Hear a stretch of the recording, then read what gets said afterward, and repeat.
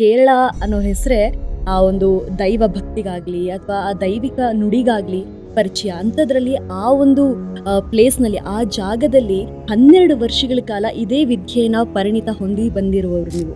So ನಿಮ್ಮ ಅಭಿಪ್ರಾಯ ಏನು ವಾಮಾಚಾರ ಹಾಗೆ ದಿಗ್ಬಂಧನ? ಹೇಗನಾಗಲಿ ಇವನ್ನ ಮಟ್ಟ ಹಾಕಬೇಕು ಅನ್ನೋದು ಒಂದಿರುತ್ತೆ. ಮನುಷ್ಯ ಯಾವ ರೀತಿ ಇದನ್ನು ಬಳಸ್ಕೊತಾನೋ ಆ ರೀತಿ ನಮಗಿದು ಒಳ್ಳೆಯದಾಗುತ್ತೆ. ಈ ದಿಗ್ಬಂಧನ ವಾಮಾಚಾರ ಒಳ್ಳೇದಕ್ಕೆ ಬಳಸ್ಕೊಳ್ಳೋದಾದ್ರೆ ಅದು ಯಾವ ರೀತಿ ಬಳಸ್ಕೋಬಹುದು? ಕೆಲವೊಂದು ದಿಗ್ಬಂಧನಗಳು ಚಕ್ರಗಳಿಂದ ಮಾಡ್ತಾರೆ. ಅದಕ್ಕೆ ಆದ ಒಂದು ಮೂಲಾಕ್ಷರ ಇರುತ್ತೆ, ಬೀಜಾಕ್ಷರ ಇರುತ್ತೆ, ಮೂಲ ಮಂತ್ರ ಇರುತ್ತೆ. ಪ್ರತಿಯೊಬ್ಬರಿಗೂ ಹೇಳ್ತೇನೆ, ಸಿಲ್ಯವಾಗಿದೆ ಇದು. ಅಂದರೆ ಈ ವಾಮಾಚಾರ ಅಂದರೆ ಇದೆಯಾ ಇಲ್ಲಾಂದರೆ ಇಲ್ವಾ? ದೇವಸ್ಥಾನದಲ್ಲಿ ಅದು ಬರುತ್ತೆ ಇದು ಬರುತ್ತೆ ಹಿಂಗಿಟ್ಕೊಂಡು ನಾನು ಅಮ್ಮನ ಆಡಿಸ್ತೀನಿ ಅದು ಆಡಿಸ್ತೀನಿ ಇದು ಆಡಿಸ್ತೀನಿ ಅಂತ ಹೇಳ್ತಾರಲ್ವಾ, ಇವ್ರು ಕಲಿಬೇಕು ನನಗೆ ಫಸ್ಟ್. ಇವ್ರಿಗೆ ನಿಜವಾಗ್ಲೂ ಆ ತಂತ್ರ ಗೊತ್ತಿದೆ ಅಥವಾ ವಿದ್ಯೆ ಗೊತ್ತಿದೆ ಅಂತ ಹೇಗೆ ಕಂಡುಕೊಳ್ಳೋದು? ಜನ ಅಲ್ಲೇ ಮೋಸ ಹೋಗ್ತಾ ಇದ್ದಾರೆ. ಮೊನ್ನೆ ನನ್ನ ಹತ್ರ ಒಬ್ಬರು ಲೇಡಿ ಬಂದಿದ್ರು.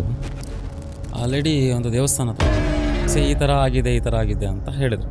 8 ಮಡಿಕೆ 8 ಮಡಿಕೆ ಮನೆ ಸುತ್ತೆಲ್ಲ ಇಟ್ಟು 60,000 ಇಸ್ಕೊಂಡಿದ್ರು. ನನ್ನ ಗಂಡ ಚೇಂಜ್ ಆಗಲಿಲ್ಲ, ನನ್ನ ಮಕ್ಕಳು ಚೇಂಜ್ ಆಗಿಲ್ಲ, ಇದನ್ನೇ ಹೇಳ್ತಾ ಇದ್ವಿ.